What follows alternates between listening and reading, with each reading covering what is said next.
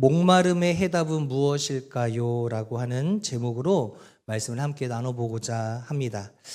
사랑하는 성도 여러분, 오늘 예수님께서 오늘 본문의 말씀을 하신 때가 언제일까요? 37절 말씀에 보면 이렇게 써 있어요. 첫 번째 37절 말씀에 시작, 명절 끝날 곧 큰 날에. 이때가 언제인지 아십니까? 보통 이스라엘 백성들이 특별히 아주 거룩하게 지키는 절기가 크게 세 개가 있습니다. 하나는 유월절, 두 번째는 오순절, 하나는 마지막은 초막절. 그래서 세 개의 절기가 있지요. 오늘 본문에서 말씀하시는 것은 그 가운데에 바로 초막절에 관련된 이야기를 하고 있다는 것이죠. 그러니까 37절의 첫 마디에서 이야기하시는 그 메시지, 즉 명절, 이 명절은 어떤 절을 이야기한다? 초막절이라고 하는 절기를 이야기하고 있다는 것이죠. 자, 그렇다면 이 초막절은 과연 어떤 절기일까요? 그것은 한 해의 마지막, 추수를 마친 뒤에 지켜지는 절기가 바로 이 초막절이었습니다. 그렇기 때문에 한 해의 추수를 마무리하는 그 시기에 들리는 절기이다 보니까 아마 기쁨과 감사가 가장 풍성하게 드러날 수밖에 없는 절기가 아닐까라는 생각을 해보게 되지요. 그런데요, 이 초막절이요, 단순하게 풍성한 수확만을 감사하는 절기는 아니다라는 거예요. 초막절에는 아주 깊은 신앙의 의미가 하나 담겨져 있는데요. 초막절이 무엇입니까? 초막절은 이스라엘 백성들이 애굽에서 나와서 광야를 지나던 그 시절을 되돌아보며 기억하는 절기가 바로 이 초막절이기 때문에 그렇습니다. 그들의 조상들이 광야 땅에서 어떻게 살아갔습니까? 집도 없고 성벽도 없고 튼튼한 건물 하나 없이 장막, 또 초막이라고 하기도 하죠. 이런 초막 속에서 지내던 때를 기억하는 절기가 바로 이 초막절이었다라고 하는 것이에요. 쉽게 말하면 우리 조상들이 광야 땅에서 어떻게 살았는가를 몸으로 다시 기억하는 절기다라고 하는 것입니다. 그래서 초막절이 되면요, 이스라엘 사람들은 실제로 초막을 다시 한번 지어본다고 합니다. 풀을 엮기도 하고 나뭇가지를 통해서 만들어 보기도 한다라고 해요. 그래서 이스라엘이라고 하는 나라를 제가 직접 가보지는 않았지만 가보신 목회자분들의 이야기를 들어보면 지금도 이스라엘 국가의 아파트에 초막을 지을 수가 없잖아요. 그래서 베란다를 아주 넓게 만든다라고 해요. 그래서 실제로 초막절이 다가오면 그 아파트 베란다, 넓은 베란다에서 실제로 초막을 지으며 그 절기 때에 그 초막 안에서 살아낸다라고 하더라고요. 어쨌든 이 초막, 장막이라고 하는 것은 그들이 평생 동안 살기 위해서 지은 집일까요? 아니면 임시적으로 지은 집일까요? 임시적으로 지은 집이에요. 광야 땅이 그러한 땅이었잖아요. 조상들이 하나님이 인도하시는 그 인도하심에 따라서 집을 짓고 집을 거두면서 그 일들을 반복하면서 하나님이 약속하신 그 땅을 향하여 나아가는 삶들. 그렇기 때문에 그들은 튼튼한 집을 짓기보다는 임시적으로 자기들을 보호할 수 있는 천막과 같은 장막, 초막집을 지을 수밖에 없는 모습들이었다라는 것입니다.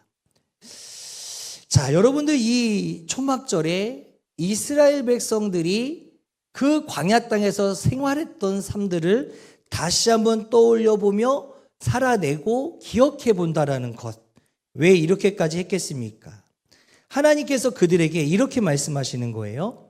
너희가 지금 잘 먹고 잘 살게 되었다고 해서 너희들의 인생이 원래부터 안정적인 삶을 살았다라고 착각하지 말라는 거예요.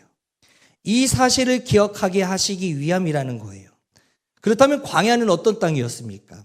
광야는 사람이 자기 힘으로 스스로 살아갈 수 있는 곳이 아니었다라는 겁니다. 여러분 잘 아는 것처럼 먹을 것도 부족했고 마실 물도 부족했고 낮에는 덥고 밤에는 춥고 앞으로 어떻게 될지 아무도 알 수 없는 그러한 땅이 바로 광야 땅이었잖아요. 그런데 바로 이 광야에서 이스라엘 백성들은 무엇을 경험했습니까? 하나님께서 그 이스라엘 백성들의 걸음을 가게 하셨다가 멈추게 하시는 방법으로 어떤 도구를 썼어요? 불기둥과 구름기둥을 통하여서 하나님께서 인도하신 그 사실을 이 이스라엘 백성들은 경험을 했다라는 겁니다. 뿐만 아니라 광야의 길을 아무도 아는 이가 없어서 하나님께서 친히 그들을 인도해 주셨음을 경험했다라는 겁니다. 그리고 먹을 것이 없어서 그런 상황고 힘든 상황 가운데서도 하나님이 그들에게 만나와 메추라기를 내리셔서 그들을 먹게 하셨다라는 겁니다. 그리고 마실 물이 없을 때에는 하나님께서 뭐 하셨죠? 반석을 쳐서 물을 내어 마시게 하셨다라는 겁니다. 그러니 초막절이라고 하는 것은 결국 무엇을 기억하는 절기입니까? 우리가 여기까지 온 것은 내 힘으로 온 것이 아니라 내 능력으로 온 것이 아니라 내 경험만으로 오신 것이 아니라 모든 것이 누구의 은혜였더라? 하나님의 은혜였다라는 사실을 다시 한번 떠올려 보며 기억하는 절기가 이 초막절이라고 하는 절기였다라는 것입니다. 내가 잘나서 여기까지 온 것이 아니고 내가 능력이 많아서 살아남은 것 또한 아니고 하나님께서 친히 살려주셔서 오늘 여기까지 오게 된 것임을 고백하는 그러한 절기였다. 그뿐만이 아닙니다. 초막절은요, 이 과거만 돌아보게 하는 절기는 또 아니었습니다. 이 초막절은 미래를 바라볼 수 있게 하는 절기이기도 했다는 것입니다. 광야를 지나던 이스라엘 백성들은 그 광야 자체를 목적지로 삼고 산 것이 아니었어요. 그들은 광야에서 장막을 쳤지만 광야에 영원히 살려고 했던 사람들이 아니었음을 이야기하고 있는 것입니다.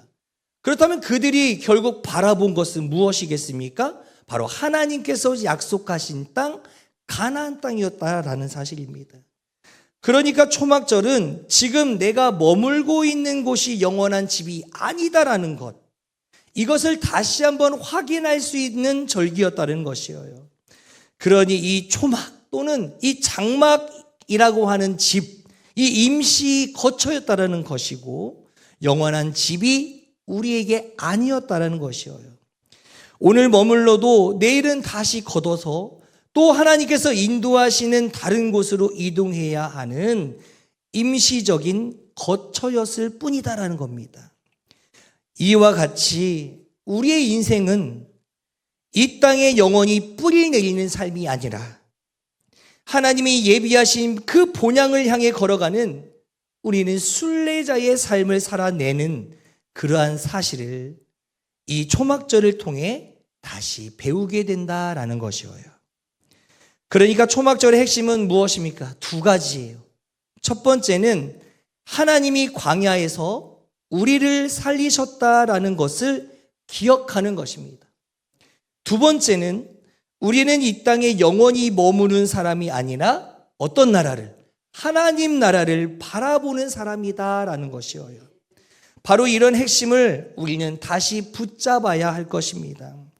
사랑하는 성도 여러분, 초막절은 그래서 단순한 명절이 아니라는 거예요. 이 초막절은 그들의 신앙을 다시 회복하는 절기였다라는 것입니다. 내 삶의 중심을 다시 점검하는 절기이기도 했고, 내가 요즘 무엇을 붙들고 사는지 또는 무엇을 바라보며 사는 것인지, 내 눈이 땅을 향하고 있지는 않는지 아니면 내 눈이 하늘을 향하고 살아가고 있는지를 다시 되돌아보는 절기입니다. 그런데 문제는요, 이 초막절이요, 시간이 지나면서 본래의 의미를 잃어버리기 시작했다라는 거예요. 원래는 하나님이 우리를 살리셨고 우리는 하나님만 의지해야 한다. 그리고 이 땅이 아니라 하나님 나라를 바라보아야 된다. 이것이 초막절의 의미였고 중심이었는데 사람들의 마음이 점점 어디로 기울어져 갔다라는 거예요. 하나님보다 눈앞의 삶으로 기울어진 삶을 그들은 살아갔습니다. 하늘보다 땅의 문제로 기울어졌습니다. 은혜보다는 현실적인 필요로 마음이 한편이 기울어져 버렸다라는 사실이에요. 특별히 초막절은 아까 앞전에 말씀드린 것처럼 가을 추수가 끝난 뒤에 지켜졌어요. 그리고 나서 그 절기 이후에는 다음에 봄 수확을 위해서 바로 파종이 이루어져야 되는 시기였다라는 거예요. 그런데 이 시기는 아쉽게도 이스라엘 땅에 오랫동안 비가 오지 않게 되는 건기와 맞물려 있다라는 거예요. 그러니 이 땅이 씨를 심어야 될 이 땅이 어떻게 되겠습니까? 메말라 있었다라는 거예요. 씨를 뿌려도 비가 오지 않으면요, 뿌리를 내리지 못하고 그 씨앗은 말라 죽게 되어 있다라는 겁니다. 그래서 백성들의 마음 속에는 절기 자체보다는 또 다른 강한 관심이 하나 생기게 되었습니다. 어떤 관심입니까? 바로 비가 와야 된다는 거였어요. 이른 비가 내려야 된다. 그래야 우리 농사가 실패하지 않고 성공할 수 있게 된다. 그 농사가 잘 돼야 우리가 먹고 살 수 있게 될 것이다. 이러한 마음들이 사람들의 마음 가운데 점점 커지면서 초막절이 하나님을 기억하는 절기에서 비를 구하는 절기로 바뀌어 가기 시작했다라는 거예요. 그러니까 이 초막절 자체가 하나님을 바라봐야 되는데 땅을 바라본다는 거예요. 하늘에 계신 하나님을 바라봐야 되는데 저 하늘에 떠 있는 구름을 바라보게 되었다라는 사실입니다. 그래서 초막절이 되면 대제사장이요, 실로암 못에 가서요 물을 떠와 가지고 성전 제단에 붓는 의식을 행했습니다. 백성들은 그 모습을 보면서 하나님께 비를 내려달라고 간구했습니다. 수많은 사람들이 모였습니다. 그리고 그들이 큰 소리로 외쳤습니다. 장엄한 종교 의식처럼 되었습니다. 겉으로 보기에는 아주 대단한 예배같이 보입니다. 또 아주 뜨거운 열정이 있는 예배처럼 보입니다. 그리고 아주 간절한 기도처럼 보인다라는 거예요. 그런데 예수님은 그 장면을 보시면서 그 한 명 한 명의 마음을 들여다보시는데 그 마음의 중심을 들여다보시니 그들이 기도하는 것이 이런 기도가 들리는 거예요. 하나님, 비를 내려주시옵소서. 이런 기도가 들린다라는 거예요. 그들의 마음에 하나님이 없어지고 저 하늘을 바라보면서 비에 대한 간절함만이 남아있다라는 겁니다. 하나님 자신을 찾고 있는 것이 아니라 하나님이 주시는 것 외에 또 다른 무엇인가를 구하고 있는 그들의 기도의 소리를 들으면서 하나님은 그들의 중심 가운데에 하나님이 아니라 다른 것이 자리 잡고 있음을 바라봤다라는 거예요. 바로 그 자리에서 그 초막절의 그들의 예배 가운데에서 예수님이 오늘 말씀을 통하여 외쳐주시는 겁니다. 누구든지 목마르거든 내게로 와서 마시라. 이 말씀은 그냥 힘든 사람들아 내게로 와라 정도의 말씀이 아니라 초막절의 참된 의미를 잃어버린 내 백성들을 향하여 그 목소리는 예수님의 탄식이 되었고 예수님이 그들을 다시금 불러내시는 초청이 되었고 그리고 그들에게 선포하시는 하나님의 선언이 되었다라는 사실입니다. 너희가 진짜로 목말라 해야 될 것은 너희가 그토록 바라는 비가 아니라 너희가 그토록 절실히 바라는 수확이 아니라 너희들이 온전히 바라는 이 땅의 풍요함이 아니라 바로 하나님 나이다라는 거예요. 하나님 나를 구하는 것이 너희의 주된 마음의 중심이 되어야 된다라고 말씀하시는 겁니다. 너희가 진짜 받아야 할 것은 그러니 잠깐 내리다 마는 단비가 아니라 생수여야만 한다. 잠깐 적셔주는 물이 아니라 너희 영혼을 살리는 성령 하나님이 되어야 된다. 그 말씀을 우리들에게 오늘 이 본문을 통해서 말씀하고 계신다라는 겁니다. 이것이 예수님께서 이 초막절에 말씀하신 이유가 되었다라는 겁니다. 그런데 사랑하는 성도 여러분, 문제는 이스라엘 백성들만 그런 것이 아니다라는 겁니다. 우리도 자칫하면 초막절의 본래의 의미를 놓쳤던 이스라엘 백성들처럼 하나님보다 하나님이 주시는 어떠한 것을 더 구하는 자리로 우리는 흘러가게 될 수 있게 될지도 모른다라는 사실입니다. 그래서 예수님은 오늘도 우리에게 말씀하신다라는 거예요. 누구든지 목마르거든 내게로 와서 마시라. 주님은 우리의 현실을 모르시는 분이 아닙니다. 우리의 필요를 무시하는 분도 아니십니다. 그러나 주님은 그 모든 필요보다 더 깊은 자리, 우리 영혼의 진짜 갈증을 보시고 계셨다라는 겁니다. 사랑하는 성도 여러분, 우리는 모두 목마른 사람들입니다. 겉으로 볼 때는 괜찮아 보이잖아요. 아니에요. 사랑에 목마르고 또 사람들에게 인정받고 싶은 마음에 목말라 있다라는 겁니다. 사람은 한 사람 한 사람이 다 다르게 생기고 성품과 성향이 다 달라 보이는 것처럼 우리들의 목마름 또한 다 다르다라는 것입니다. 그렇다면 오늘 우리들에게 질문해 봅시다. 나는 지금 무엇에 목말라 있는가? 혹시 우리는 내 개인의 문제만을 들고 오늘 이 시간 주님 앞에 나와 있지는 않는가?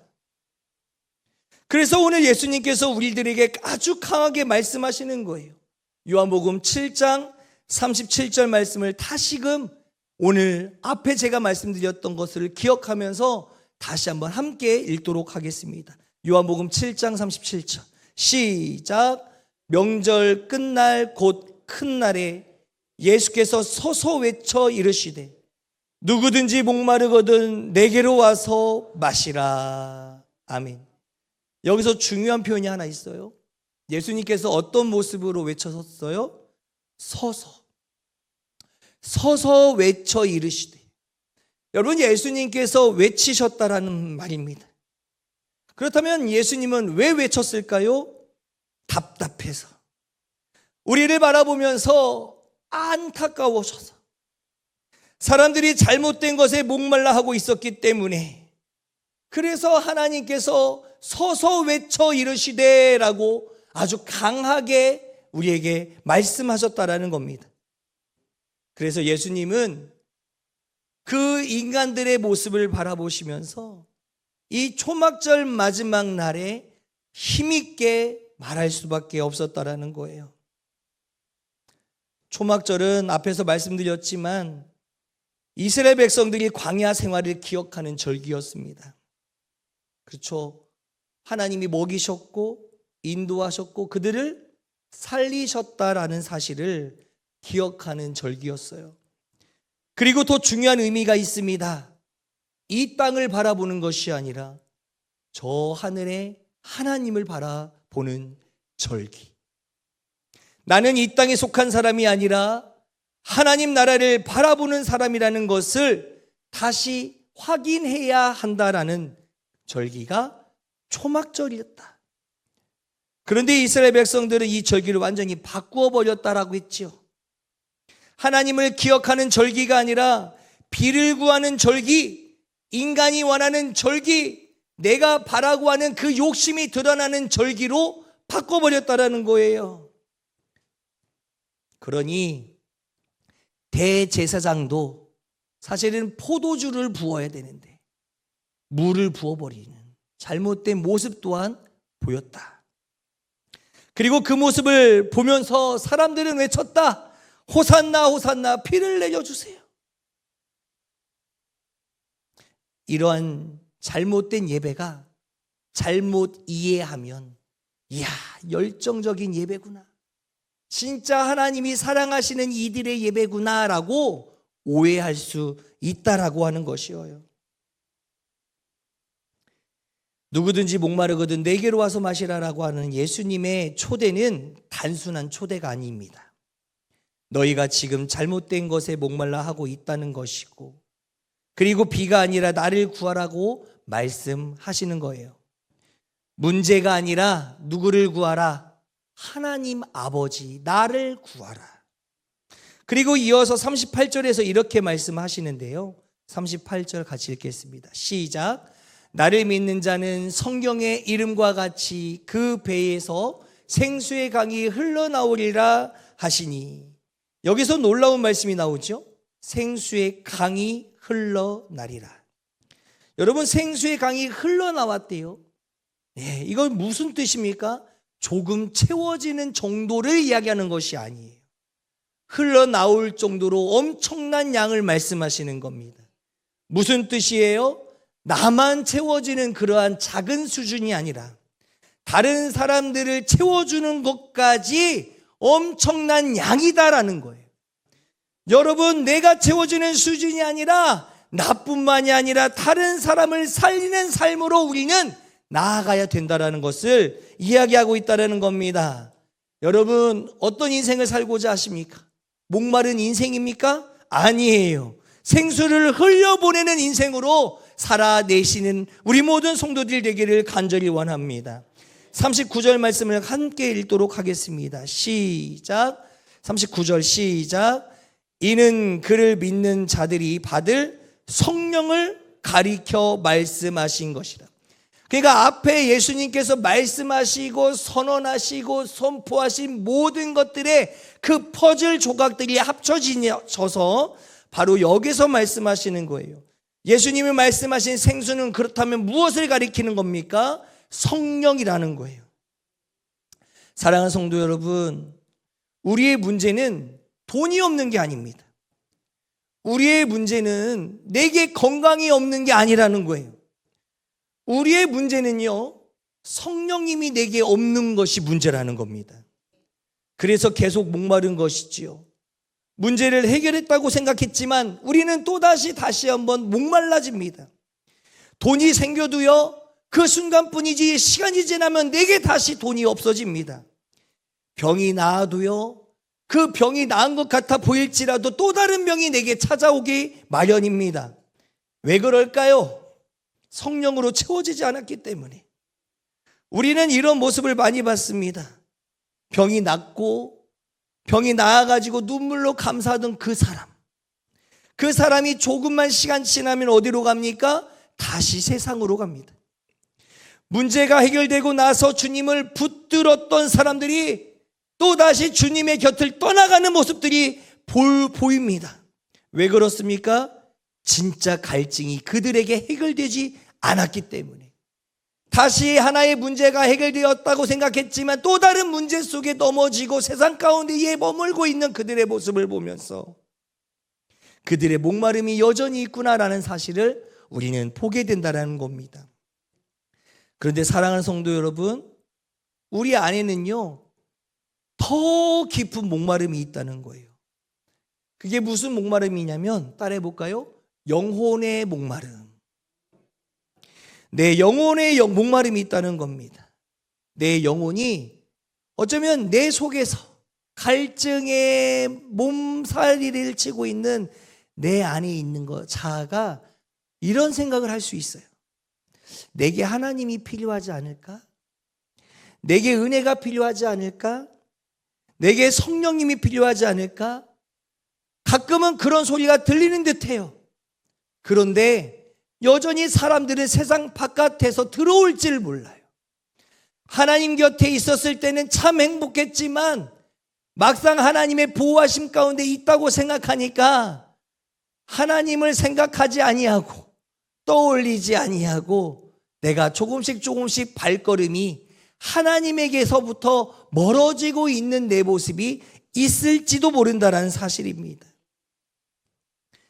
내 안에 돌아가야 될 때쯤은 언제일까라고 고민하는 그때에 그것이 때로는 내 안에 성령 하나님께서 말씀하시는 음성이 아닐까라는 생각을 우리는 의심해 보면서 생각해 보아야 될 필요가 있다는 것입니다.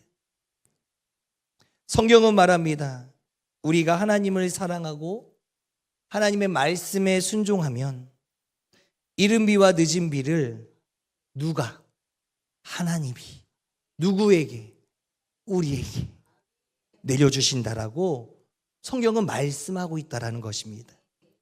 문제 해결은 그러기 때문에 내가 붙잡는 것이 아니라 하나님이 내게 주시는 것입니다. 사랑하는 성도 여러분, 그러니 오늘 말씀을 통해 이제는 우리가 무엇을 생각해 보아야 될까요? 바로 우리가 맞다고 생각했던 그 방향을, 혹시나 하나님이 기뻐하시는 방향이 아니다라고 한다면 그 방향을 바꾸시는 은혜가 있기를 소원합니다.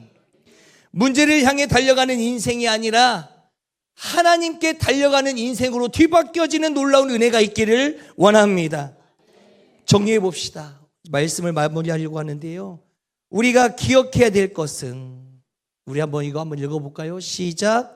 문제가 해결되면 만족하는 사람이 아니라 성령으로 충만하여 생수의 강이 흘러가는 사람이 되십시오. 아멘.